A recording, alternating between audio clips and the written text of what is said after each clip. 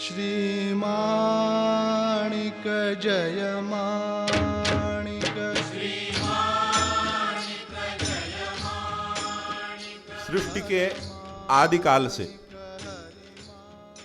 परमात्मा ने समय समय पर विविध रूपों में अनेक अवतार लिए हैं।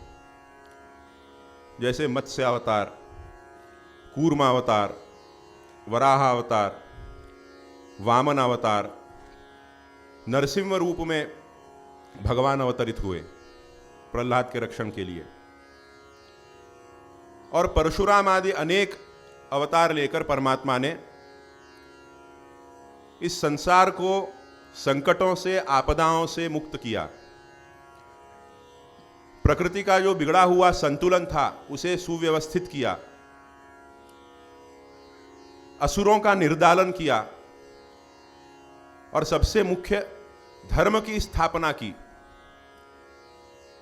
तो इस प्रकार संसार के कल्याण के लिए परमात्मा अनेक बार अवतरित हुए हैं। परंतु परमात्मा ने जब देखा, भगवान ने जब देखा कि संसार के जो जीव हैं वो अज्ञान रूपी अंधकार के कारण जन्म मरण के चक्र में फंसकर अत्यंत कष्ट भोग रहे हैं, अपने स्वरूप को भूल जाने के कारण, अपने आप को न जानने के कारण, अविद्या के कारण भवसागर में डूब रहे हैं, तो अपने भक्तों की इस दुर्दशा को देखकर भगवान का जो मन है वो करुणा से द्रवित हुआ। भक्तों पर भगवान को दया आई और तब अज्ञान से ग्रस्त भक्तजनों के हृदय में ज्ञान का दीपक जलाने के लिए, भक्तजनों को उनके उद्धार का मार्ग, योग्य मार्ग क्या है, सन्मार्ग क्या है, यह बताने के लिए, मोक्ष का मार्ग संदर्शित करने के लिए, ज्ञान का मार्ग बताने के लिए भगवान दत्तात्रेय रूप में प्रकट हुए। और भगवान दत्तात्रेय का जो अवतार है वह सद्गुरु रूप में लिया हुआ भगवान का अवतार है। इसलिए हम भगवान दत्तात्रेय को इस जगत का आदि गुरु कहते हैं। पहले गुरु हैं भगवान दत्तात्रेय, और दत्त अवतार जो है वो भगवान का सद्गुरु रूप में लिया हुआ अवतार है। और आज ही के दिन, मार्गशीर्ष शुद्ध चतुर्दशी के दिन, माता अनसुया के गर्भ से भगवान दत्तात्रेय का जन्म हुआ। इसलिए आज हम दत्त जयंती मनाते हैं। वंदे दत्तावधूतम विधिहरि शिव रूपात्मकम देशिकाद्यम श्रीपाद श्रीद वाक्यम श्रित विपदपहम चिद्घनैकम द्वितीयम तार्तीयम नृसिंहम यतिकुल तिलकम भक्तकार्यामरद्रुमम वंदे माणिक्य प्रभुम तम सकलमत गुरुम शुद्ध सत्वम चतुर्थम। ब्रह्मा विष्णु महेश ने मिलकर संयुक्त रूप में भगवान दत्तात्रेय के रूप में अवतार धारण किया और इस सृष्टि के आदि गुरु कहलाए। उनके पश्चात कलयुग में सन 1320 ईस्वी में पीठापुरम क्षेत्र में अपने आश्रित जनों की विपदाओं का हरण करने वाले ऐसे श्री श्रीपाद श्रीवल्लभ स्वामी महाराज प्रकट हुए। उनकी समाधि के 28 वर्षों के बाद सन 1300 लाड़ कारंजा क्षेत्र में यति परंपरा के भूषण माने जाने वाले श्री नरसिंह सरस्वती स्वामी महाराज का अवतार हुआ। और फिर सन 1817 में लाड़वंती की भूमि पर माता बया देवी के गर्भ से भक्तजनों की मनोकामनाओं को पूर्ण करने वाले कल्पवृक्ष के रूप में श्री सद्गुरु माणिक प्रभु महाराज का अवतार हुआ। और वह जन्म प्रभु का आज ही के दिन हुआ। तो आज दत्त जयंती भी है और प्रभु जयंती भी है, क्योंकि दत्त जयंती के ही पावन अवसर पर प्रभु महाराज का जन्म हुआ था। और ये आख्यायिका आप बहुत अच्छे से जानते हैं। तो हम कहते हैं कि प्रभु महाराज का अवतार हुआ। सामान्य हमारे आप में सामान्य मनुष्यों के जन्म में और अवतारी महापुरुषों के जन्म में, भगवान के अवतार में बहुत बड़ा अंतर है, बहुत अंतर है। हमारा जो जन्म है, हम जो जन्म लेते हैं वो अपने अपने कर्मों के कारण लेते हैं। हमारा जैसा प्रारब्ध होता है वैसा हमें जन्म मिलता है। कहाँ जन्म लेना है, कैसे लेना है, किस शरीर में लेना है, किस कुटुंब में लेना है, किस परिवार में लेना है, ये हम निर्धारित नहीं करते। वो पहले से लिखा होता है। हमारे जैसे कर्म होते हैं उसके अनुसार हमारा जन्म होता है। और फिर हम मरते कैसे हैं, हमारी मृत्यु कैसी होती है, कब होती है, ये भी हम निर्धारित नहीं करते। वो भी हमारे कर्मों से प्रेरित होता है। तो हम अपने कर्मों के फल भोगने के लिए जन्म लेते हैं। परंतु भगवान का जो अवतार है वो लीला के लिए होता है। भगवान को कोई प्रारब्ध अथवा कर्म नहीं होते। प्रारब्ध से प्रेरित नहीं है भगवान का अवतार। वे स्वयं निर्धारित करते हैं कि कब, कहां, कैसे, देश, काल, कुटुंब, परिवार, किस रूप में कहां जन्म लेना है और जन्म लेकर करना क्या है। क्योंकि अवतार जो है किसी विशिष्ट उद्देश्य को, संकल्प को पूर्ण करने के लिए होता है। एक कार्य को पूर्ण करने के लिए भगवान अवतार लेते हैं और उस कार्य को पूर्ण करने के बाद अपने धाम लौट भी जाते हैं। तो आना कब है, लौटना कब है, ये भगवान स्वयं निर्धारित करते हैं। तो ये एक बहुत बड़ा अंतर है। अवतार में हम कहते हैं अवतार और जन्म, सामान्य मनुष्यों का जन्म। अवतरण उसे इसीलिए कहा गया है, अवतरण का अर्थ है ऊपर से नीचे उतर कर आना। जैसे आरोहण हम कहते हैं नीचे से ऊपर जाना, अवतरण अर्थात ऊपर से नीचे आना। तो ऊपर से नीचे हमारी पीड़ाओं को देखकर दया के कारण हमारा उद्धार करने के लिए जब ऊपर से नीचे उतरकर प्रभु आए तो वह अवतार कहलाया। एक बार अकबर ने बीरबल से प्रश्न किया, कहा कि क्या बीरबल तुम्हारे भगवान कैसे भगवान हैं? हर छोटी छोटी बात के लिए आ जाते हैं, स्वयं आ जाते हैं। एक किसी झील में एक मगरमच्छ ने हाथी का पांव पकड़ लिया, जबड़े में दबोच लिया, तो सुदर्शन चक्र लेके स्वयं आ गए एक मामूली से हाथी के लिए। वहां कौरवों की सभा में द्रौपदी का वस्त्र हरण हो रहा था, तो वस्त्र लेकर दौड़े दौड़े भगवान स्वयं चले आए। उनके पास कोई नौकर चाकर नहीं है क्या, सेवक नहीं है, सिपाही नहीं है, हर बात के लिए, छोटी छोटी बात के लिए खुद आ जाते हैं। कैसे भगवान है यार तुम्हारे? उन्हें और कुछ काम नहीं है क्या? हमारे भगवान देखो, हमारे जो खुदा हैं वो दूतों को भेजते हैं, फरिश्तों को भेजते हैं, खुद नहीं आते ऐसे तुम्हारे भगवान की तरह। तो बीरबल ने कहा, हुजूर मुझे एक 2-3 दिन का समय दीजिए, मैं अभी उत्तर नहीं दूंगा, मुझे थोड़ा सा समय चाहिए, विचार करके आपको बताऊंगा। तो एक दिन कुछ 3-4 दिनों के बाद बादशाह अकबर जो है अपने सभी मंत्रियों को लेकर, अपने नवरत्नों को लेकर यमुना में नौका विहार के लिए निकले। मौसम बड़ा अच्छा हो रहा था तो नौका विहार कर रहे थे। और बीरबल की गोदी में अकबर का 2 वर्ष का छोटा पुत्र था, शहजादा। नाव जब बीच यमुना नदी में बीच में पहुंची तो बीरबल के हाथ से, बीरबल की गोद से वो जो पुत्र था अकबर का, वो जल में गिर पड़ा, यमुना नदी में गिर गया। तो सब पुकार पड़े, अरे छोटे सरकार गिर गए, छोटे सरकार गिर गए पानी में। जैसे ही अकबर ने सुना छोटे सरकार गिर गए, धड़ाम से वो पूरे पोशाक के साथ उसी क्षण यमुना नदी में कूद गया और इधर उधर ढूंढने लगा कि कहां है, कहां है। इधर उधर हाथ पांव मारने के बाद अकबर के हाथ एक लकड़ी की गुड़िया लगी, बीरबल ने बनाई थी, बिल्कुल उसके पुत्र जैसी थी वो लकड़ी की गुड़िया। तो अकबर बिल्कुल क्रोध से तिलमिला गया। उसने कहा कि बीरबल ये कैसा मजाक है, ये कैसा मजाक किया तुमने? तो बीरबल कहता है, हुजूर ये मजाक नहीं, मेरा उत्तर है। बीरबल ने कहा कि मुझे ये बताइए, यहां हम इतने सारे लोग थे, इतने मंत्री आपके थे, इतने सेवक थे, इतने नौकर थे, आप कह सकते थे बीरबल तुम कूदो, बच्चे को बचाओ, तानसेन तुम कूदो, और बहुत सारे लोग, तोडरमल तुम कूदो, मानसिंह तुम कूदो, ऐसा आप कह सकते थे। परंतु आप स्वयं क्यों कूदे? आप स्वयं क्यों कूदे? जब इतने सारे नौकर हैं आपके पास तो क्यों कूदे? तो अकबर कहता है कि अरे पागल, मेरा बेटा है, वो मेरा जान है, ये तो पानी है, अगर आग होती तो मैं आग में भी कूद जाता। अकबर ऐसा कहता है। तो बीरबल कहता है कि बिल्कुल उसी तरह हमारा और भगवान का जो संबंध है वो पिता पुत्र का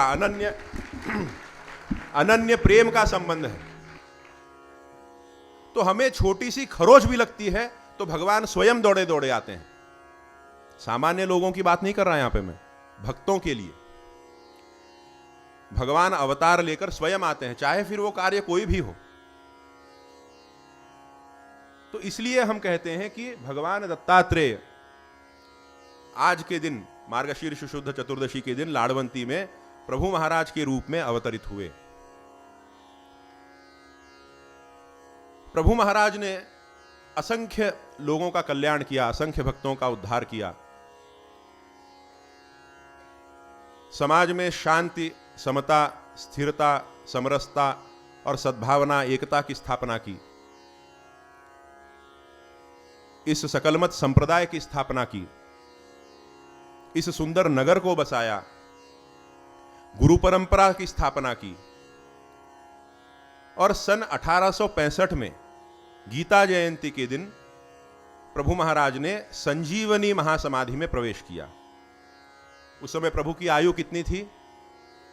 48 वर्ष की आयु में प्रभु महाराज ने गीता जयंती के दिन सन 1865 में संजीवनी महासमाधि में प्रवेश किया। एक बार मेरे एक मित्र ने मुझसे प्रश्न किया था। वो कहता है कि केवल 48 की आयु में इतनी जल्दी प्रभु महाराज हम सबको छोड़कर क्यों चले गए? इतनी कम उम्र में प्रभु महाराज ने समाधि क्यों ली? ऐसा प्रश्न उसने किया। उसने कहा कि देखो, प्रभु का इतना बड़ा भक्त परिवार था, इतने अनुयायी थे, हजारों अनुयायी, इतना बड़ा परिवार, इतने प्रेमी जन, इतने प्रियजन, इतने भक्तजन, तो सबको छोड़कर अचानक चले गए प्रभु। इसका कारण क्या है? ठीक है, भक्तों का तो ठीक है, पर कम से कम अपने परिवार के बारे में तो सोच लेते। नरसिंह तात्या महाराज का जो परिवार था, नरसिंह तात्या महाराज समाधिस्थ हो चुके थे। ये मैं तब की बात कर रहा हूं जब प्रभु महाराज समाधिस्थ हुए, सन 1865।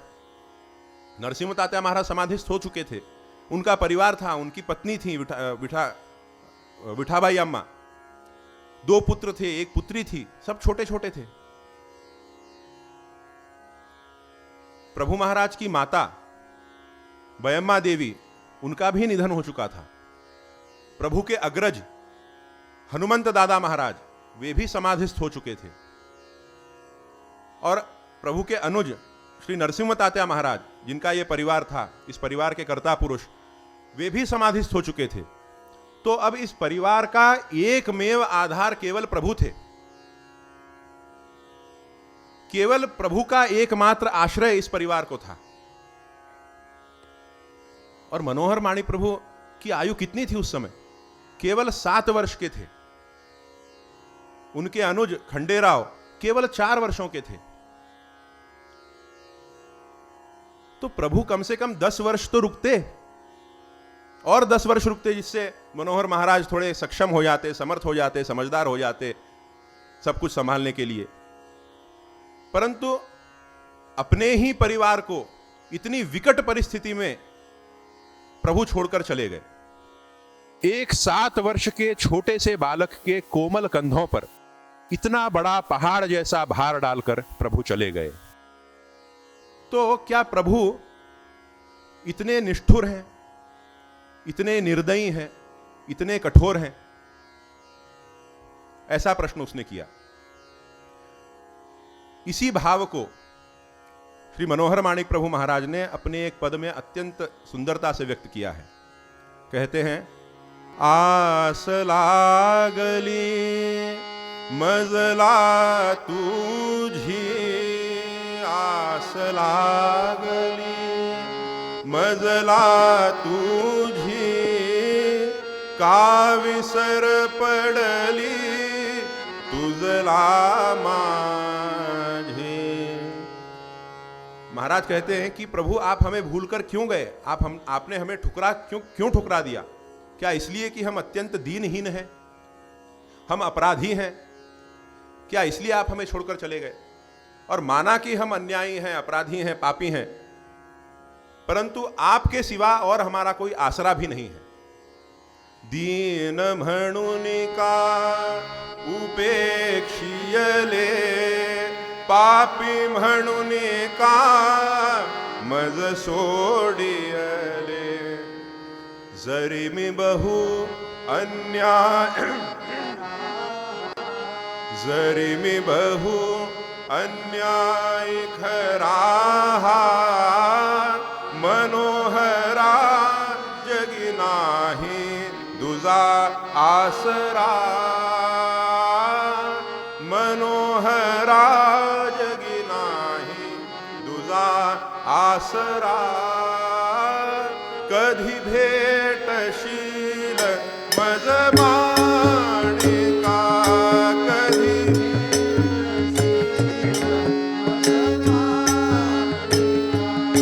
कधी पाहिल मी तव पादुका, कधी पाहिल मी तव पादुका। तो यह प्रश्न उसने मुझसे किया, और ये जो प्रश्न है ये हम सबके भी मन में कभी ना कभी उठा होगा कि केवल 48 वर्ष की आयु में प्रभु ने समाधि क्यों ली। हमारे सबके भी मन में यह प्रश्न जरूर आया होगा।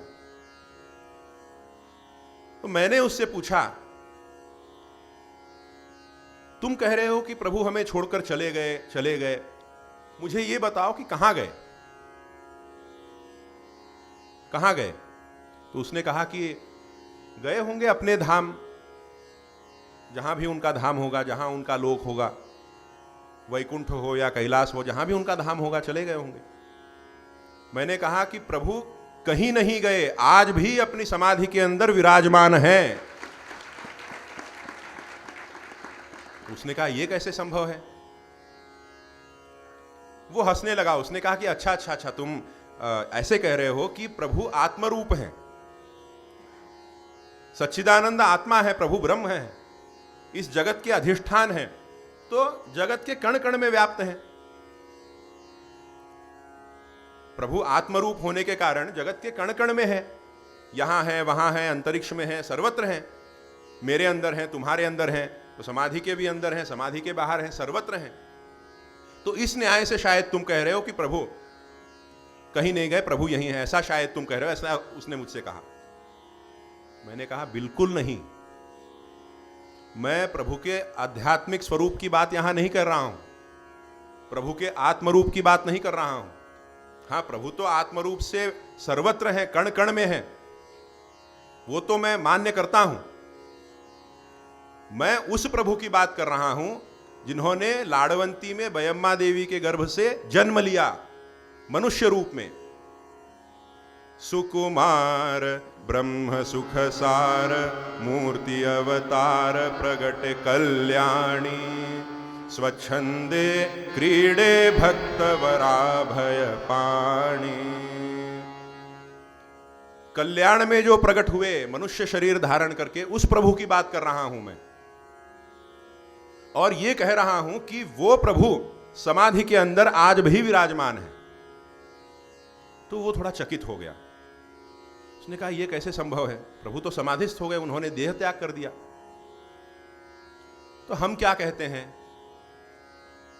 प्रभु ने संजीवनी महासमाधि में प्रवेश किया, ऐसा हम कहते हैं, हमने पढ़ा भी है, हम जानते हैं, मानते हैं।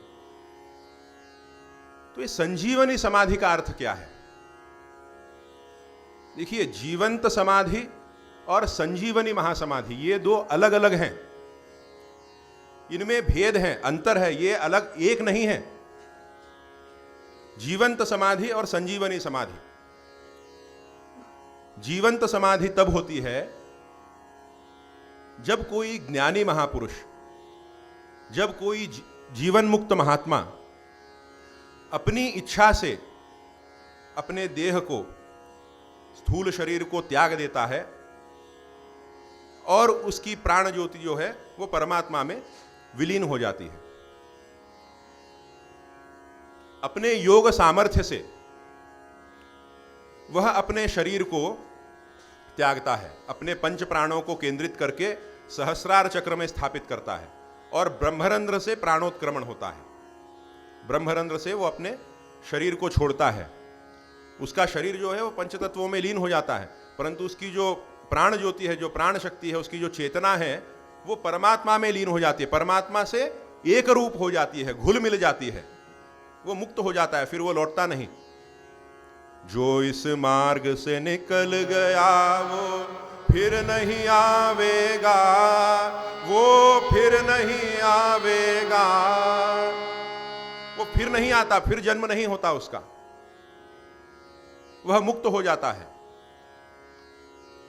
जैसे एक नमक की गुड़िया को मान लीजिए आपने समुद्र में डाल दिया, नमक की गुड़िया को समुद्र में डाल दिया, तो क्या फिर से आप उस नमक की गुड़िया को निकाल सकते हैं समुद्र से? तो इस प्रकार वो घुल मिल जाता, एक रूप हो जाता है। जीव शिव से एक रूप हो जाता है। तो ऐसी जीवंत समाधि की उसका उल्लेख हमारे संप्रदाय में आता है। प्रभु पीठ परंपरा के द्वितीय आचार्य श्री मनोहर माणिक प्रभु महाराज की जीवंत समाधि है। एक बार एक सन्यासी बाबा आए थे माणिक नगर, सन 2012-13 की बात होगी। श्री जी से मिले, फिर श्री जी ने कहा इन्हें मंदिर में दर्शन करा कर लाओ। उनके साथ मैं मंदिर में गया। प्रभु दर्शन के बाद हम परिक्रमा लगा रहे थे, प्रभु मंदिर के पीछे गए। तब मैंने उनसे कहा कि ये मनोहर माणिक प्रभु महाराज की जीवंत समाधि है, प्रभु के उत्तराधिकारी थे और 19 वर्ष की आयु में उन्होंने जीवंत समाधि में प्रवेश किया, जीवंत समाधि ले ली उन्होंने 19 वर्ष की आयु में। तो वो चौंक गया, कहता है कि क्या सिर्फ 19 वर्ष की आयु में जीवंत समाधि? क्यों? उन्हें कोई समस्या थी क्या, कोई प्रॉब्लम थी क्या उनको? मैंने हाथ जोड़ लिया। मैं गेरुए वस्त्र धारण किया हुआ सन्यासी, जितना मेरा आदर था उनके प्रति उसी समय सब धूल में मिल गया। वास्तव में ये सारी बातें उन्हें समझाकर कहनी चाहिए। वो मुझसे पूछ रहे हैं, कह रहे हैं कि क्या समस्या थी, कोई प्रॉब्लम थी क्या? जिस सन्यास परंपरा का वे संवहन कर रहे हैं, उस परंपरा के आचार्य, मुकुटमणि, शिखामणि, सर्वश्रेष्ठ आचार्य कौन हुए? कौन हुए? तो आदि शंकराचार्य महाराज। उनके जीवन के बारे में हम थोड़ा सा तो जानते हैं। 3 बार उन्होंने पैदल भारत भर का भ्रमण किया, चतुरामनाय मठों की स्थापना की और केवल 32 वर्ष की आयु में, केवल 32 वर्षों की आयु में केदारनाथ धाम के पीछे जो बर्फ की पहाड़ियां हैं, हिमशिखर हैं, उनमें लुप्त हो गए, चले गए, वहां उनकी समाधि हो गई। तो मुझे लगता है कि अगर ये सन्यासी बाबा उस समय वहां होते तो गपाक से पकड़ लेते शंकराचार्य महाराज को और बोलते कि अरे महाराज, आप ऐसे कैसे जा रहे हैं, आप तो केवल 32 वर्ष के हैं, अगर आपकी कोई समस्या है, प्रॉब्लम है तो मुझे बताइए। अरे पागल, समस्त जगत की समस्याओं का निराकरण करने के लिए जो महादेव शंकराचार्य रूप में अवतरित हुए, तो उनकी समस्या का निराकरण करेगा। जिस कार्य के लिए वो आए थे वो कार्य पूर्ण हो गया, इसलिए अपने धाम लौट गए। केवल 12 वर्ष की कालावधि में मनोहर माणिक प्रभु महाराज ने अपना कार्य पूर्ण किया। जिस कार्य के लिए वे अवतरित हुए थे, जिस कार्य के लिए प्रकट हुए थे, वह कार्य उन्होंने 12 वर्ष की कालावधि में पूर्ण किया और प्रभु चरणों में लीन हो गए, अपने धाम लौट गए। एक बात बताइए मुझे कि राजा जो है वह युद्ध के लिए रणभूमि में जाता है,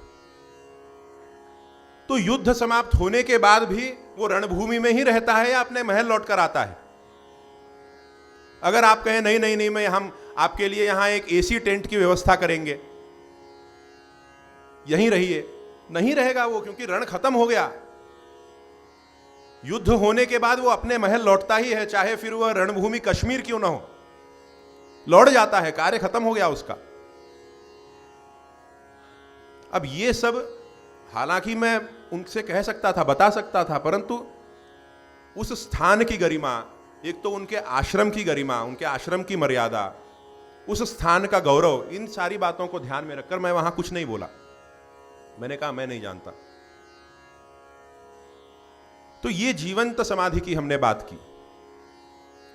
अब प्रभु महाराज ने संजीवनी महासमाधि में प्रवेश किया है। जब कोई अवतारी महापुरुष, प्रभु महाराज जैसे अवतारी महापुरुष जब संजीवनी समाधि में लीन होते हैं, तो जैसे ही वे उस संजीवनी समाधि की अवस्था में पहुंचते हैं, उसके कुछ ही समय बाद उनका ये जो स्थूल शरीर है वह पंच तत्वों में लीन हो जाता है, पंचभूतों से मिल जाता है। परंतु उनकी जो प्राण शक्ति है, उनकी जो चेतना है, जो प्राण ज्योति है, जिसे तेजस शरीर कहा जाता है, उनकी जो चेतना है वह उसी स्थान पर सुप्रतिष्ठित होकर रह जाती है। उस तेजस शरीर से जल और पृथ्वी का जो अंश है वो ना के बराबर बिल्कुल क्षीण हो जाता है और वे शुद्ध तेजस स्वरूप धारण करके ज्योतिर्मय रूप में वहां विराजते हैं। इसलिए प्रभु यहां थे ऐसा कहना गलत है। जैसे प्रभु यहां थे वैसे ही आज भी यहां समाधि के अंदर तेजस स्वरूप में विद्यमान है, ज्योतिर्मय रूप में, संजीवनी अवस्था में यहां विद्यमान है। तो प्रभु महाराज ने केवल अपना रूप परिवर्तित किया है, अपनी अवस्था परिवर्तित की है, कहीं गए नहीं हैं। परंतु फिर से एक प्रश्न वहां पर उपस्थित होता ही है। क्या प्रश्न? कि ये सब 48 की आयु में ही क्यों, इतनी जल्दी क्यों? तो देखिए, ऐसा है कि हम सब जानते हैं ये जो शरीर है, देह जो है वो शाश्वत नहीं है, निरंतर रूप से इसको टिका कर रखना संभव नहीं है। देह नश्वर है, नाशवान है, शाश्वत रूप से देह नहीं टिकता। साक्षात भगवान राम और साक्षात भगवान कृष्ण को भी अपने देह को त्यागना पड़ा, वे भी अपने देह को बनाकर नहीं रह सके। देह शाश्वत नाही करुण को लटिका व्यवहार, देह शाश्वत नाही। प्रभु महाराज स्वयं कहते हैं, प्रभु का यह पद है, माणिक म्हणे अशाश्वत नरतनु, माणिक म्हणे अशाश्वत नरतनु, माईक हा विस्तार,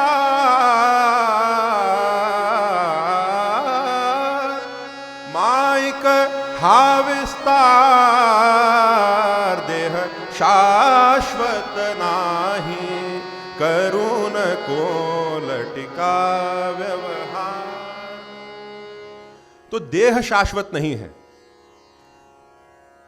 और प्रभु का कार्य कैसा है? देह तो शाश्वत नहीं है, हम जानते हैं, परंतु प्रभु जिस कार्य के लिए अवतरित हुए वो कार्य कैसा है, ये आप मुझे बताइए। प्रभु का वह कार्य शाश्वत रूप से चलने वाला है, निरंतर रूप से चलने वाला है। तो क्या एक अशाश्वत देह में रहते हुए शाश्वत कार्य को किया जा सकता है? एक अशाश्वत शरीर धारण करते हुए निरंतर रूप से शाश्वत कार्य को किया जा सकता है? मान लीजिए कि आप मई के महीने में रेगिस्तान में पैदल सफर कर रहे हैं दोपहर के 12 बजे और आपके पांव में जूते हैं। किस चीज के जूते हैं? मोम के जूते, वैक्स के, मोम के जूते। तो क्या होगा? प्रवास नहीं कर पाएंगे, आप नहीं चल पाएंगे। तो उसके लिए क्या करेंगे? आप ऐसे जूते धारण करेंगे कि जो आपके साथ रह पाएं, जो टिक पाएं। तो इसलिए प्रभु महाराज ने ऐसा रूप धारण किया जिस रूप में वे शाश्वत रूप से, अखंड रूप से यहां विराजमान होकर अपने भक्तजनों का उद्धार कर सकें। इसलिए उन्होंने संजीवनी अवस्था का वर्णन किया है। एक और बड़ी गलत अवधारणा हम सबकी है। हम क्या कहते हैं कि सन 1865 में प्रभु का जो अवतार कार्य था वो समाप्त हो गया और इसलिए प्रभु महाराज समाधिस्थ हो गए। ये सहज रूप से हम सब कहते हैं और मानते भी हैं ऐसा कि 65 में प्रभु महाराज का कार्य जो है वो समाप्त किया उन्होंने और समाधिस्थ हो गए। तो मेरा आपसे एक प्रश्न है, मुझे ये बताइए कि प्रभु महाराज जिस कार्य के लिए अवतरित हुए थे वो कार्य क्या है? किस कार्य के लिए प्रभु का अवतार हुआ? क्या करने के लिए प्रभु अवतरित हुए? भक्तों का उद्धार करने के लिए प्रभु अवतरित हुए। इससे आप सब सहमत हैं? भक्तों का उद्धार करने के लिए प्रभु अवतरित हुए। तो क्या 1865 में सभी भक्तों का उद्धार हो गया? गीता जयंती के दिन, दशमी के दिन प्रभु ने सबका उद्धार कर दिया, सब मुक्त हो गए, सबको आत्म साक्षात्कार हो गया, सबकी पीड़ाएं, सबके कष्ट दूर हो गए और उसके बाद एकादशी को प्रभु समाधिस्थ हुए क्योंकि सबका उद्धार हो गया था। ऐसा संभव है? तो सभी भक्तों का तो उद्धार नहीं हुआ था ना। तो इसका मतलब क्या? प्रभु ने अपना काम आधा अधूरा छोड़ा और चले गए? यह आरोप हम लगा सकते हैं प्रभु पर कि अपना काम आधा अधूरा छोड़कर प्रभु चले गए। ऐसा भी नहीं है। तो क्या है? तो प्रभु का कार्य समाप्त हो गया था इसलिए प्रभु समाधिस्थ नहीं हुए। उन्हें उस कार्य का व्यापक विस्तार करना था, उसे और विराट बनाना था, उसे व्यापक बनाना था और कुशलता से करना था। इसलिए प्रभु महाराज ने संजीवनी अवस्था में प्रवेश किया।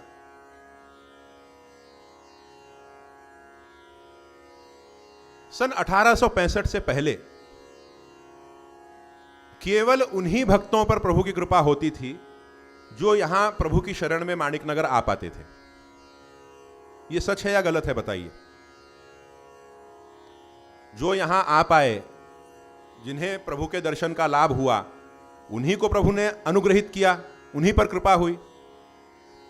नहीं, अपवाद हैं, एक दो अपवाद हैं कि यहीं बैठे बैठे प्रभु महाराज ने उस जहाज को उतार दिया गुजरात के तट पर, या बीदर में एक ही स्थान पर प्रभु महाराज बैठे थे और सभी के घरों में एक समय पर प्रभु महाराज ने दर्शन दिया, सबके घर में प्रकट हुए, विश्वरूप दर्शन।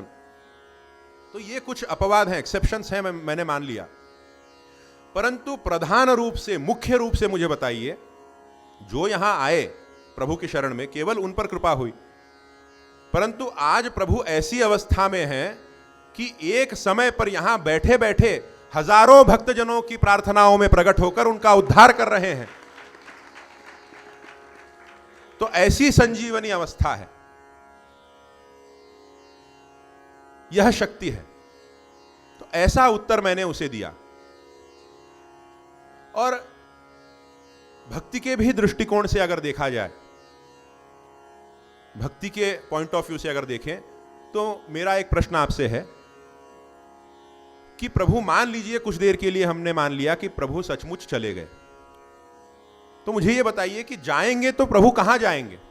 यहां से चले गए तो कहां जाएंगे? प्रभु भाव के भूखे हैं।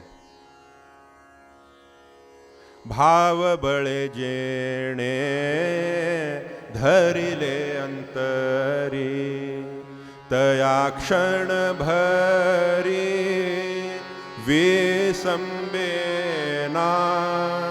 विसंबेना कदा आपुल्या दासासी, रामी रामदास कुळ स्वामी।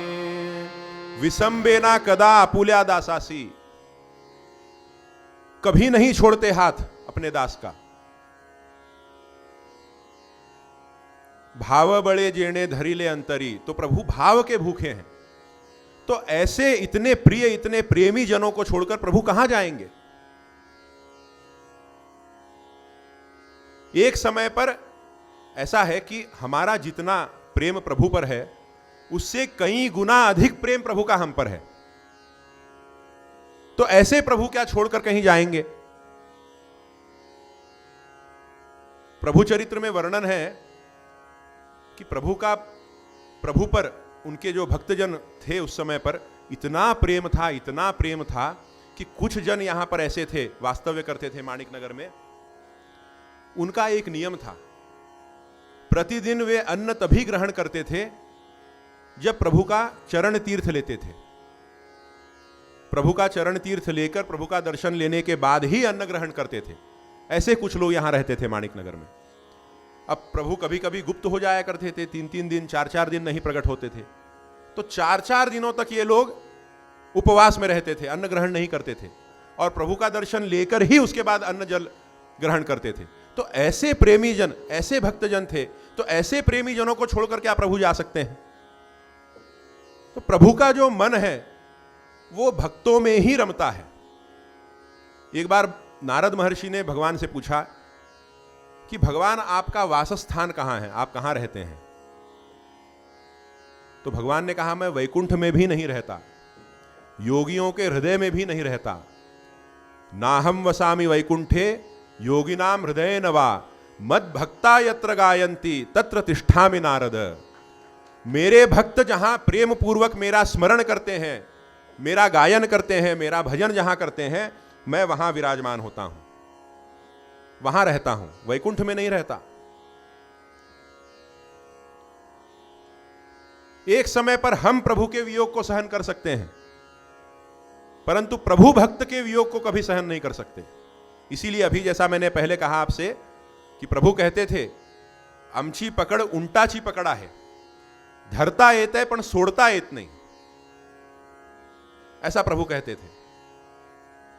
तो हमें प्रभु का विस्मरण होना संभव है, क्योंकि देखिए हमारे अनेक आलंबन हैं, अनेक जगह हमारा मन रमता है संसार में। विषयों में रमता है, पदार्थों में रमता है, परिवार में रमता है, माता पिता पुत्र बहन भाई परिवार में रमता है, अनेक स्थानों पर हमारा मन लग जाता है संसार में।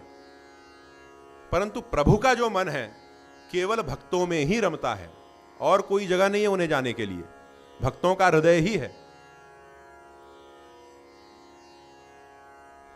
एक प्रसंग है प्रभु चरित्र में, अत्यंत प्रसिद्ध है, आप सब जानते होंगे। विठ्ठलराव तालुकदार का प्रसंग आपने सुना होगा। वो भंडार खाने में उनका अपमान हुआ, फिर प्रभु ने उन्हें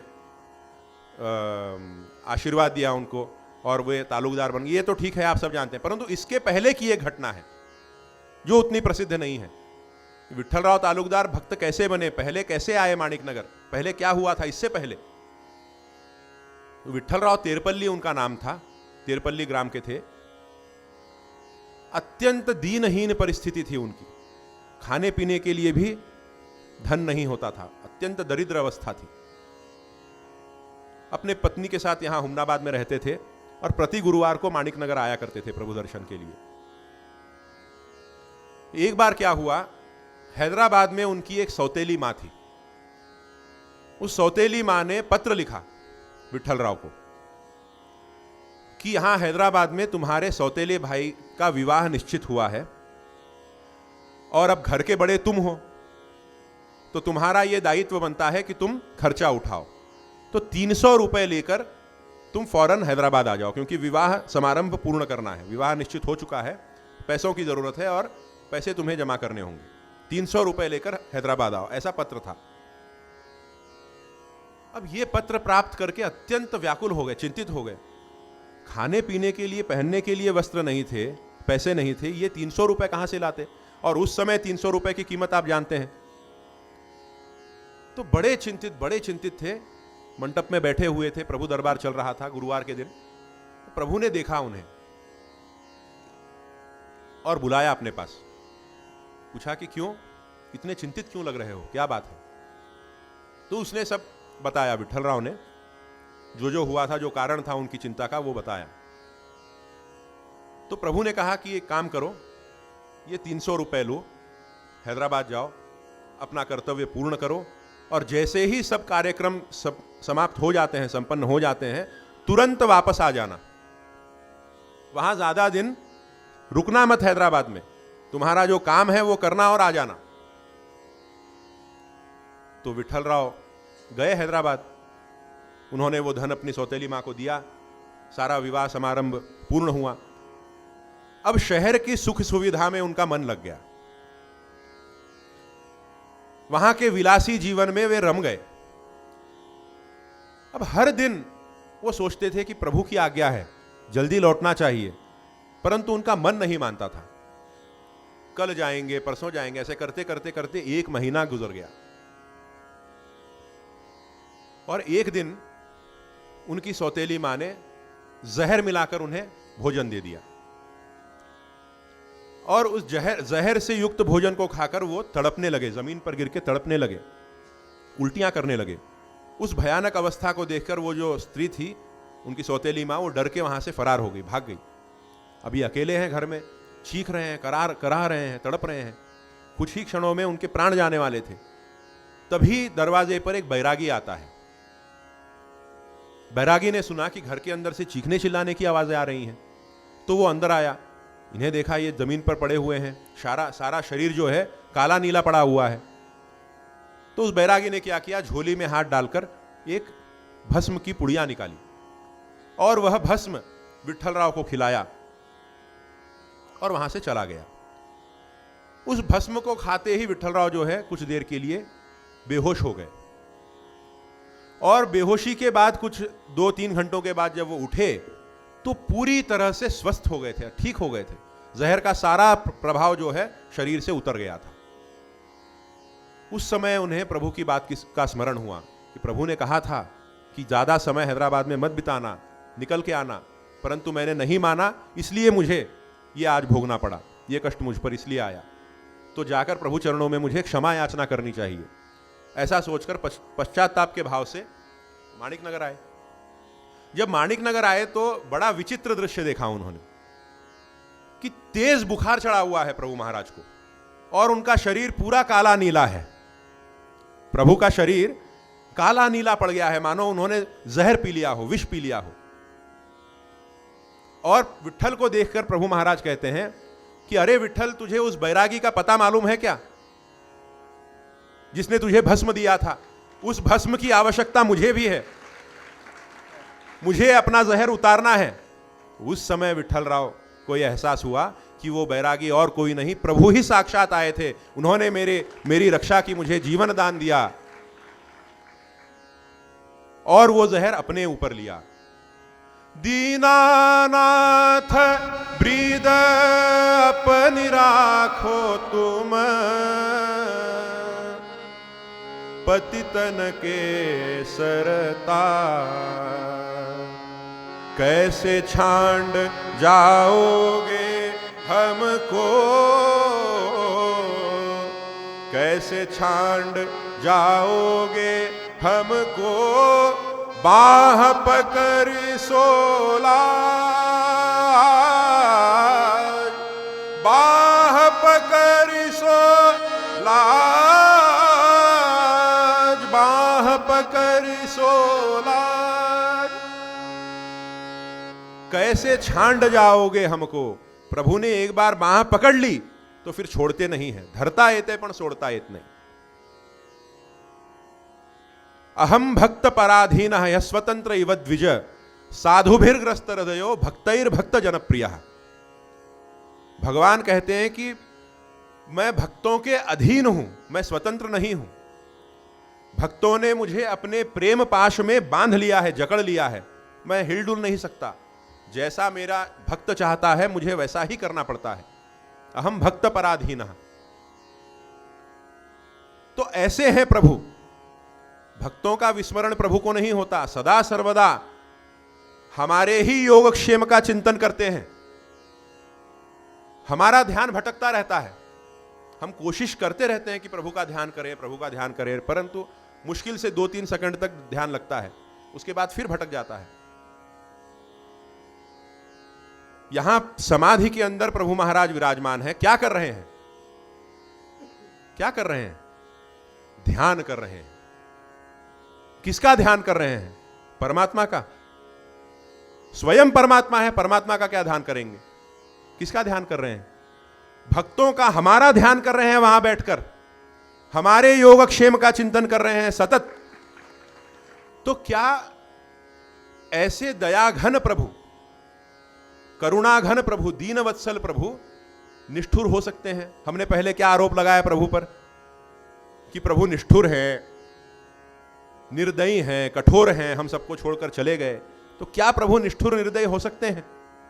जिन प्रभु ने भक्त परिवार का इतना विस्तार किया, इतने हजारों लोगों को आश्रय दिया, इस संप्रदाय की स्थापना की, इस नगर को बसाया, गुरु परंपरा की स्थापना की, उन्होंने ये सब क्या छोड़कर जाने के लिए किया क्या?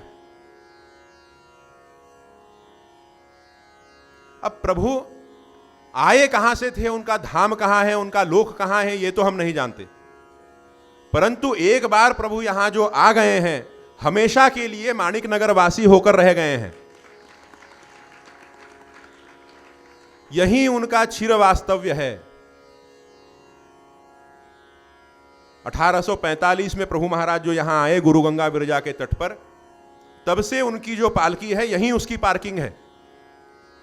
परमानेंटली पार्क कर दिया है प्रभु महाराज ने अपने वाहन को। स्थायी रूप से, चिर रूप से यहां विराजमान हुए हैं। इसीलिए मार्तंड माणिक प्रभु महाराज कहते हैं, तोहा दत्त प्रभु निजात्म भुवनी माणिक क्षेत्रीय से। श्री जी कहते हैं कि ये प्रभु का निजात्म भुवन है, घर है। तोहा दत्त प्रभु निजात्म भुवनी माणिक क्षेत्रीय से। जो भक्तजन यहां आते हैं प्रभु दर्शन के लिए, प्रभु मंदिर में जाते हैं, और जो नए पहली बार जो भक्तजन आते हैं, ऐसे भी कई भक्तजन कहते हैं, अपना अनुभव बताते हैं कि यहां उन्हें एक विलक्षण शांति का अनुभव होता है, प्रसन्नता का अनुभव होता है, समाधान का अनुभव होता है। प्रभु मंदिर में जब वे जाकर कुछ क्षणों के लिए आंखें मूंद कर बैठते हैं प्रभु महाराज के समक्ष, इस परिसर में जब समय बिताते हैं, तो एक अद्वितीय शांति का, आध्यात्मिक ऊर्जा का अनुभव करते हैं। तो ऐसा क्यों अनुभव करते हैं? यह अनुभव उन्हें क्यों होता है? क्योंकि यह है प्रभु का निज भवन, आकर्षित है जनगण का मन। यह है प्रभु का निज भवन। जनगण का मन आकर्षित क्यों है? जनगण का मन यहां आकर्षित क्यों है? क्योंकि यहां प्रभु महाराज जीवंत रूप से, सगुण रूप में यहां विराजित हैं समाधि के अंदर। वही इस आकर्षण का केंद्र है। और जिस शांति का, जिस समाधान का, जिस तृप्ति का, जिस प्रसन्नता का हम अनुभव करते हैं, उस प्रसन्नता का स्रोत कहां है? वो कहां से निकल रही है? उसका सोर्स कहां है? तो प्रभु महाराज की जो संजीवनी महासमाधि है, वह उस प्रसन्नता का, उस आध्यात्मिक ऊर्जा का स्रोत है। वह ऊर्जा प्रभु की ऊर्जा है। समाधि के अंदर से प्रभु की ऊर्जा तरंग रूप में प्रवाहित है, और उस ऊर्जा में हम सब भीग रहे हैं, उसमें आप्लावित हो रहे हैं। तो ये संजीवनी समाधि का महात्म्य है। और आज भी अपनी संजीवनी समाधि के अंदर जीवंत रूप से, सगुण रूप से विराजित होकर प्रभु महाराज इस संप्रदाय को संचालित कर रहे हैं, इस संप्रदाय को चला रहे हैं। इस गुरु परंपरा का संचालन प्रभु महाराज स्वयं कर रहे हैं, जीवंत रूप से यहां बैठकर। मनोहर माणिक प्रभु महाराज के काल की एक घटना है, बड़ी रोमांचक घटना है। एक प्रभु भक्त थे, उनका नाम था सदाशिवराव कुंटेगांवकर। प्रभु जयंती की राजोपचार महापूजा चल रही थी प्रभु मंदिर में। मनोहर माणिक प्रभु महाराज पूजा कर रहे थे। तो जैसे हम नैवेद्य के पात्र लाने के लिए विप्रजनों को भंडार खाने में भेजते हैं, वैसे 10-15 लोगों को भंडार खाने में भेजा गया कि जाओ और नैवेद्य परोस कर लाओ। तो उसमें विठ्ठल सदाशिवराव भी थे। सारे लोग भंडार खाने में गए, पात्र परोसकर एक लाइन में सब आ रहे थे। बड़े संभल संभल कर कि कोई छू न ले, कोई स्पर्श न कर दे, पात्र लेकर आ रहे थे मंदिर में। तभी एक कोई बूढ़ा वहां पर खड़ा था, व्यक्ति था। भीड़ में, बहुत भीड़ होती थी उस समय प्रभु मंदिर में। जो पहले यहाँ आज से 40-50 वर्ष पहले जिन्होंने दत्त जयंती महोत्सव देखा है वो जानते होंगे कि मंदिर जो है खचाखच भरा रहता था भक्तजनों से। तो हाथ लग गया उसका, उस बूढ़े का हाथ लग गया, स्पर्श हो गया। तो ये क्रोध से तिलमिला उठे, अनर्गल प्रलाप करने लगे उसके ऊपर कि ऐसे कैसे तूने मुझे छू दिया, दिख नहीं रहा है तुझे, मैं नैवेद्य लेकर आ रहा हूं। और बड़े क्रोधित होकर वापस भंडार खाने में गए। उन्होंने फिर से स्नान किया, फिर से शुद्ध हुए और फिर से पात्र परोसकर प्रभु मंदिर में आए। पूजा समाप्त हुई, सारा सब कुछ कार्यक्रम समाप्त हुआ। रात को उनके स्वप्न में प्रभु महाराज प्रकट होते हैं और कहते हैं कि क्यों रे, मेरे स्पर्श से तू अपवित्र हो गया, मेरे स्पर्श से तू अपवित्र हो गया। तो स्वयं प्रभु आए थे वहां पर देह धरकर। अगले दिन क्षमा याचना करने के लिए जब सदाशिवराव मनोहर माणिक प्रभु महाराज की शरण में गए, तो शरण स्पर्श करने के लिए जा ही रहे थे कि मनोहर माणिक प्रभु महाराज कहते हैं कि अरे अरे अरे सदाशिवराव संभल कर, कहीं हमारे स्पर्श से आप अपवित्र न हो जाए। अभी इन्होंने कुछ बताया भी नहीं था, कुछ नहीं बताया था इन्होंने। तभी मनोहर माणिक प्रभु महाराज कहते हैं कि हमारे स्पर्श से कहीं आप अपवित्र न हो जाए, हमें मत छूइए। तो ये किस बात का द्योतक है, किस बात का संकेत है, ये बताइए मुझे। ये इसी बात का संकेत है कि अलग अलग रूपों में प्रभु ही अपने पीठ पर विराजमान हो रहे हैं। विविध रूपों में विविध देह धारण करके प्रभु ही अपने पीठ पर विराजित होते हैं बार बार, क्योंकि प्रभु ने स्वयं कहा है, माझ्या गादीवर मीच बसत असतो।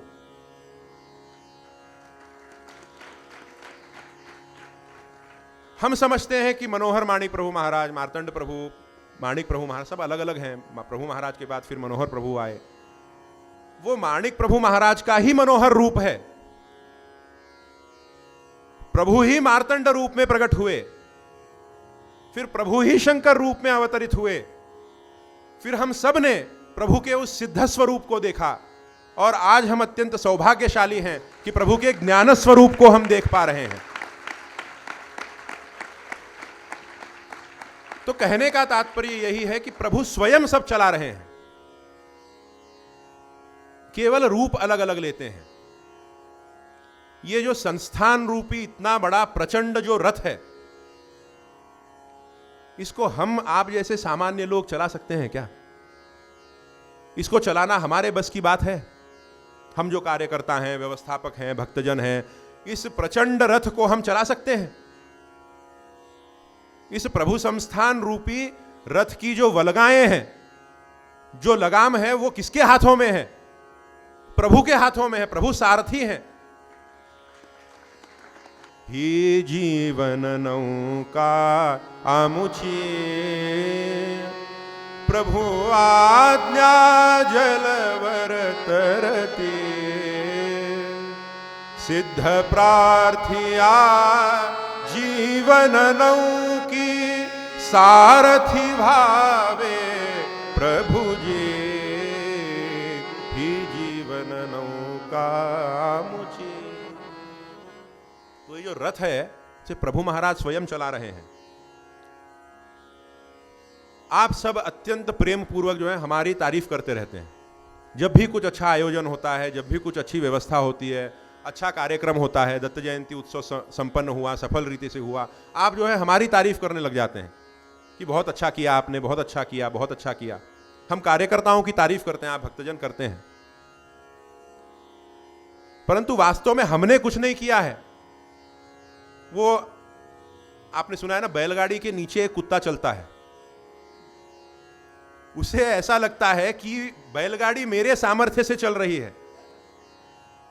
वास्तव में वो स्वयं बैलगाड़ी की छांव में चल रहा होता है। उसे ऐसा लगता है कि बैलगाड़ी जो है मेरे सामर्थ्य से चल रही है, उस कुत्ते को लगता है। तो प्रभु की जीवंत सत्ता का ये द्योतक है। अगर आपसे कोई पूछे कि प्रभु की जीवंत सत्ता का प्रमाण क्या है, प्रूफ क्या है, तो सिंपल है, यही द्योतक है, यही प्रमाण है कि ये जो संस्थान रूपी रथ जो है इतनी अद्भुत रीति से, इतने आश्चर्यकारक रीति से जो चल रहा है, ये इसी का प्रमाण है कि प्रभु जो है जीवंत रूप से उसे चला रहे हैं। यह बस यही प्रमाण है। तो तात्पर्य क्या है कि संजीवनी अवस्था का यह महात्म्य है। पैठण के एकनाथ महाराज का नाम आप सबने सुना है, और ज्ञानेश्वर महाराज, संत ज्ञानेश्वर महाराज, उनकी समाधि कहां है? संत ज्ञानेश्वर महाराज की जो समाधि है वो संजीवनी समाधि है, आप जानते हैं। उसी तरह मंत्रालयम में राघवेंद्र स्वामी महाराज की जो समाधि है वो संजीवनी महासमाधि है। यहां प्रभु महाराज की समाधि संजीवनी महासमाधि है। उसी प्रकार आळंदी में संत ज्ञानेश्वर महाराज की जो समाधि है वो संजीवनी समाधि है। 21 वर्ष की आयु में संत ज्ञानेश्वर महाराज समाधिस्थ हुए। एक बार क्या हुआ, एकनाथ महाराज का वो प्रसंग आप जानते हैं। यहां इनमें से कितने लोग जानते हैं? आप थोड़ा हाथ उठाइए। अजान वृक्षाची मूली। तो ऐसा हुआ कि संत ज्ञानेश्वर महाराज की समाधि के 250 वर्षों के बाद पैठण के एकनाथ महाराज के स्वप्न में ज्ञानेश्वर महाराज प्रकट हुए और उन्होंने कहा कि अजान वृक्षाची मूली कंठासलागली येऊनी आळंदी स्थली काढ़ वेगी। इसका अर्थ क्या है कि किसी एक वृक्ष की जड़ मेरे कंठ में चुभ रही है। मैं जो समाधि अवस्था में बैठा हूं, मेरे कंठ में कोई जड़ आकर चुभ रही है, किसी वृक्ष की जड़, अजान वृक्षाची मूली, और उसके कारण मुझे तकलीफ हो रही है, मेरे समाधि में व्यत्यय हो रहा है, तुम आकर उसे दूर करो। ऐसी आज्ञा ज्ञानेश्वर महाराज देते हैं एकनाथ महाराज को। तो एकनाथ महाराज अपने सभी सेवकों को लेकर पैठण से आळंदी गए। वहां गए तो उन्हें बड़ा आश्चर्य हुआ। सचमुच जो संजीवनी समाधि का जो स्थल था उस समय, वो बहुत खराब परिस्थिति थी। वहां पर सारे झाड़ी झुरमुट से वो आवृत था स्थान, कटीली जंगली झाड़ियां हो गई थी वहां पर। तो एकनाथ महाराज ने अपने सेवकों को लेकर सब कुछ वहां साफ सफाई की, शुद्ध किया उस परिसर को, और जाकर समाधि के समक्ष, ज्ञानेश्वर महाराज की संजीवनी समाधि के समक्ष ध्यानस्थ होकर बैठे। तब एकनाथ महाराज के मन में यह प्रश्न आया कि क्या ज्ञानेश्वर महाराज ने मुझे केवल इतने काम के लिए बुलाया? क्या केवल झाड़ी झूड़ी साफ करने के लिए मुझे बुलाया उन्होंने? केवल इतने से काम के लिए बुलाया? वो तो यहां के आळंदी के किसी सेवक से भी करवा सकते थे। मेरे स्वप्न में प्रकट होकर कहते हैं अजान वृक्षाची मूली कंठासलागली। इसका कोई गहरा अर्थ जरूर है। जब वे सोच ही रहे थे तब ज्ञानेश्वर महाराज स्वयं प्रकट हुए और उन्होंने बताया कि अरे एकनाथा, ऐसा है कि मैंने ज्ञानेश्वरी की जो रचना की है, ज्ञानेश्वरी ग्रंथ की रचना की है, उसमें कई विकृतियां आ गई हैं, अशुद्धियां कहीं आ गई हैं, लोग उसका गलत उच्चारण कर रहे हैं। आवृत्ति जब उसकी बना रहे हैं, छाप रहे हैं, तो गलत गलत उसमें चीजें घुसा रहे हैं, गलत अर्थ लगा रहे हैं, ओवियों का गलत अर्थ लगा रहे हैं। तो इस प्रकार मेरा जो ग्रंथ है वो विकृत हो गया है उसका स्वरूप, तो उसको तुम शुद्ध करो। अज्ञान रूपी अजान वृक्षाची मूली, अज्ञान रूपी वृक्ष की जड़ों ने उस निधि को, उस खजाने को ग्रस लिया है, तो उसे दूर करो और ज्ञानेश्वरी को शुद्ध करो। तब एकनाथ महाराज ने वो कार्य किया और ज्ञानेश्वरी ग्रंथ को पुनर्शुद्ध किया, पुनर्प्रकाशित किया, उसका पुनरुद्धार किया। तो कहने का तात्पर्य क्या है कि ये संजीवनी अवस्था की महिमा है। तो इसलिए हमारा ये दृढ़ विश्वास होना चाहिए कि प्रभु महाराज जो है यहां पर अपनी संजीवनी अवस्था में जीवंत रूप से हमारे कल्याण के लिए, हमारे उद्धार के लिए बैठे हुए हैं। इसलिए आपने एक बात ऑब्जर्व की होगी, ध्यान दिया होगा कि जब भी मैं प्रभु का चरित्र यहां पर आपको कहता हूं, व्याख्यान करता हूं, तो ऐसा मैं कहता हूं कि प्रभु महाराज दयाघन हैं, करुणाघन हैं, दीनवत्सल हैं, महान हैं, प्रभु दयाघन थे ऐसा कभी नहीं कहता। क्यों कहूंगा? क्योंकि प्रभु हैं। और इस बात को, इस विश्वास को सत्यापित करने के लिए, इसे दृढ़ करने के लिए अनुभव भी अनगिनत हैं हमारे सामने, प्रसंग भी अनगिनत हैं। अभी हाल की ही एक घटना मैं आपको बताता हूं। औरंगाबाद के एक गृहस्थ थे, छत्रपति संभाजी नगर कहना होगा अभी। तो वहां के गृहस्थ थे, सीनियर सिटीजन थे, 80 वर्ष के होंगे। उनके ब्रेन में कोई क्लॉट आ गया या ब्रेन ट्यूमर का कुछ प्रॉब्लम था, तो हॉस्पिटल में उनकी सर्जरी चल रही थी ब्रेन की। तो जहां तक मैं जानता हूं, कोई अगर यहां डॉक्टर है तो मुझे करेक्ट करें, कि ब्रेन की सर्जरी में एनेस्थीसिया, जनरल एनेस्थीसिया नहीं दिया जाता। केवल जिस नर्व के माध्यम से दर्द का अनुभव होता है, जिस नस के माध्यम से दर्द का अनुभव होता है, उस नस को ही केवल सुन्न किया जाता है। पूरे शरीर में एनेस्थीसिया नहीं दिया जाता। आप देख सकते हैं, सुन सकते हैं, बोल सकते हैं, और उसी समय पर सर्जरी भी चल रही होती है। तो उनकी सर्जरी चल रही थी, उनकी आंखें खुली थी, देख रहे थे कि 4 डॉक्टर जो हैं वो सर्जरी कर रहे हैं। उनकी नाक के ऊपर ऑक्सीजन मास्क लगा हुआ था, बोल नहीं पा रहे थे, केवल देख रहे थे। कुछ देर बाद उन्होंने देखा कि 5वां डॉक्टर आ गया वहां पर। 5वां डॉक्टर आ गया। फिर उन्होंने आंखें उठाकर जब देखा तो साक्षात प्रभु के दर्शन हुए उन्हें वहां पर। प्रभु का दर्शन किया उन्होंने और आंसू बहाने लगे आंखों से, धन्यता के आंसू। और डॉक्टर लोग जो थे वो देखकर परेशान हो गए कि ये रो क्यों रहा है, कहीं इसका वो जो हमने दिया था इंजेक्शन वो उसका असर तो कम नहीं हुआ, दर्द का अनुभव तो नहीं हो रहा इसको। उन्होंने पूछा कि बाबा आप क्यों रो रहे हो? तो उसने मना कर दिया कहने से। उसने कहा मैं नहीं बता सकता, धन्यता का अनुभव है। इस प्रकार प्रभु पहुंचते हैं संकट के समय अपने भक्त के पास रक्षण के लिए। मुंबई की एक प्रभु भक्त थी, वो एक बार रोड क्रॉस कर रही थी मुंबई में। अचानक ऐसा हुआ कि एक सिटी बस बड़े तेज वेग से आकर उस महिला से टकराने ही वाला था कि तभी एक किसी व्यक्ति ने जोर से हाथ पकड़कर उन्हें खींच लिया और फुटपाथ पर लाकर छोड़ दिया। वो स्वयं कूद नहीं सकती थी क्योंकि इतनी वेग से वो बस आ रहा था। उसने खींचकर उनकी रक्षा की। उस व्यक्ति के चेहरे का धुंधला धुंधला जो है, ये उसकी छवि उनकी आंखों में कैद हो गई थी। परंतु बाद में वो उस व्यक्ति से मिल नहीं पाई और देख भी नहीं पाई। परंतु 2-3 महीनों के बाद अपने मित्र के जब घर वो गई तो उसने देखा कि दीवार के ऊपर एक तस्वीर टंगी हुई है। तो उसने पूछा कि ये कौन है? तो उस मित्र ने कहा कि ये माणिक नगर के माणिक प्रभु महाराज हैं। तो उस महिला ने कहा, अरे यही तो था जिसने मेरी रक्षा की उस दिन। एक अनजान महिला, वो जानती भी नहीं प्रभु को, माणिक नगर कभी नहीं आई, उसने नाम भी नहीं सुना।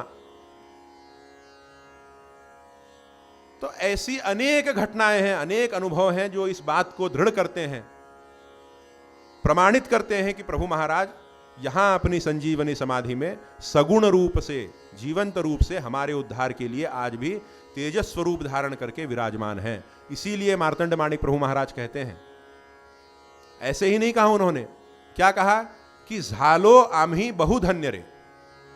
क्यों धन्य हुए? धन्यता का कारण होना चाहिए ना कोई। क्यों धन्य हुए? क्योंकि भेटले सगुण है ब्रह्म रे। अब मुझे बताइए कि मार्तंड माणिक प्रभु महाराज तो जब 4 वर्षों के थे तभी प्रभु महाराज समाधिस्थ हो चुके थे। तो मार्तंड माणिक प्रभु महाराज को तो स्मरण भी नहीं होगा, याद भी नहीं होगा ठीक से। परंतु कहते हैं कि भेटले सगुण है ब्रह्म रे, हमें प्राप्त है प्रभु सगुण रूप में। ऐसा क्यों कह रहे हैं? क्योंकि सचमुच प्रभु यहां सगुण रूप से विराजमान है। झालो आम्ही बहु धन्य रे,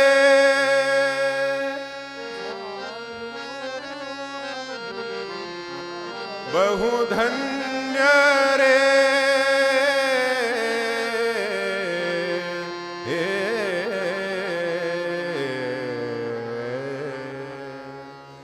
भेटले सगुण है ब्रह्म रे, भेटले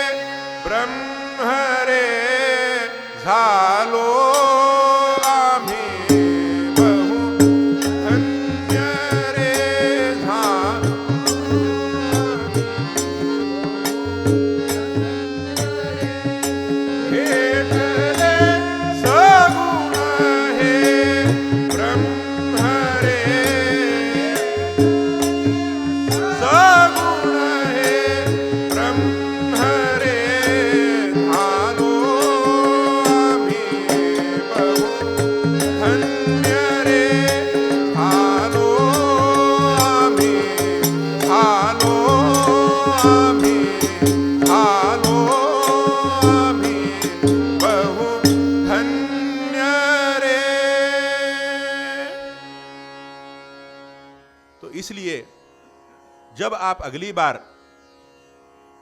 प्रभु के समक्ष जाएं, मंदिर में प्रभु समाधि के समक्ष जाएं, तो इस दृढ़ भावना के साथ जाएं कि प्रभु आपको देख रहे हैं, आपको सुन रहे हैं, आप पर कृपा कर रहे हैं। यह भावना हम सब के मन में दृढ़ हो और प्रभु की कृपा हम सब पर हो, ऐसी मंगल कामना श्री चरणों में करते हुए इस आख्यान को यहां पर विराम देता हूं।